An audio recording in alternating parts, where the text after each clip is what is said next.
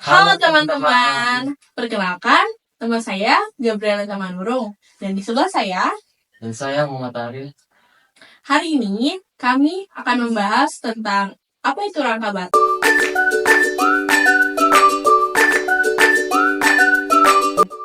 Mungkin kalian baru pertama kali mendengar tentang topik rangka batang. Padahal rangka batang banyak loh di sekitar kalian. Pasti kalian penasaran kan tentang topik rangka batang? Yuk, simak video berikut ini.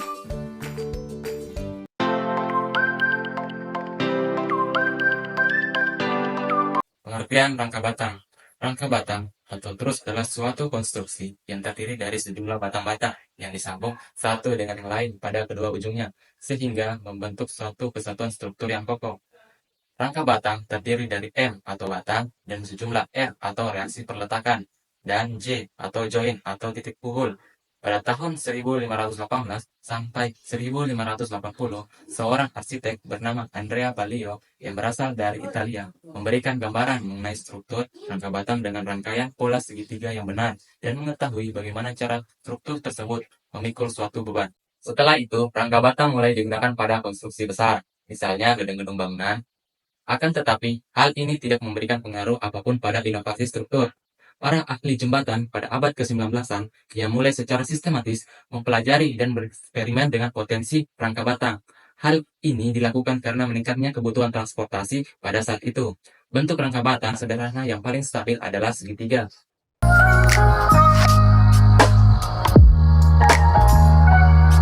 Alasan mengapa sebuah konstruksi rangka batang pada umumnya adalah berbentuk segitiga, antara lain, pertama, karena bentuk segitiga adalah bentuk yang paling menyatu. Kedua, perubahan akibat gaya luar menjadi lebih kecil atau sangat kecil. Ketiga, bentuk segitiga merupakan bentuk yang paling stabil atau statis. Keempat, tidak menimbulkan tegangan di dalam batang walaupun ada sedikit kesalahan dalam pelaksanaannya.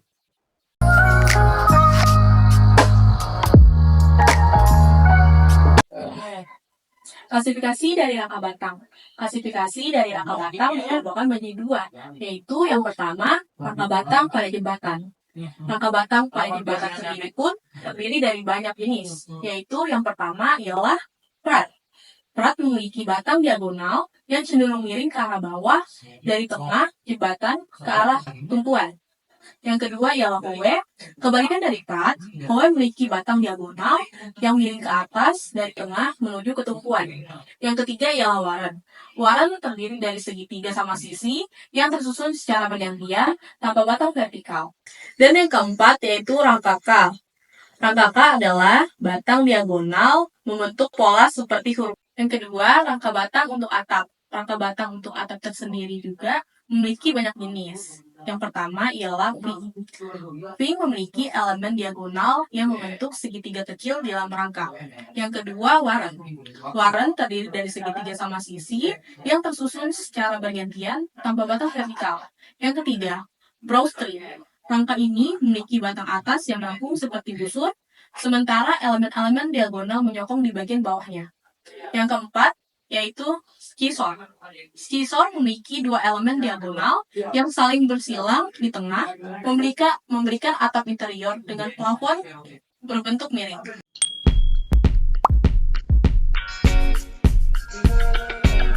Rangka batang dibedakan menjadi tiga, yaitu yang pertama konstruksi rangka batang tunggal, di mana jika setiap batang atau setiap segitiga penyusunannya mempunyai kedudukan yang setingkat, atau konstruksi terdiri atas satu kesatuan yang setara. Yang kedua yaitu konstruksi rangka batang ganda, di mana jika setiap batang atau setiap segitiga penyusunannya setingkat kedudukannya, akan tetapi konstruksi terdiri atas dua buah kesatuan yang setara.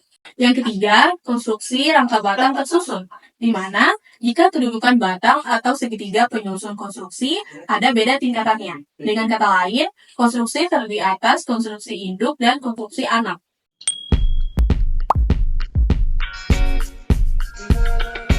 Ketidaktentuan statis. Untuk mengetahui struktur rangka batang tersebut statis tertentu atau statis tak tentu digunakan tiga persamaan, yaitu yang pertama M sama dengan 2J kurang 3, yang kedua M tambah R sama dengan 2J, yang ketiga M tambah R lebih besar daripada 2J.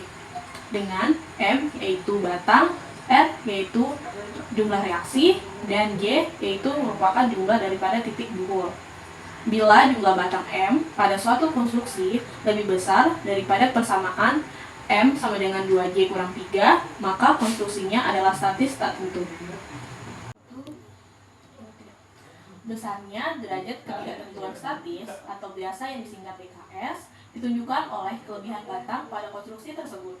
Sedangkan jika jumlah batang lebih kecil daripada persamaan M sama dengan 2J kurang 3, maka konstruksi tersebut adalah labil.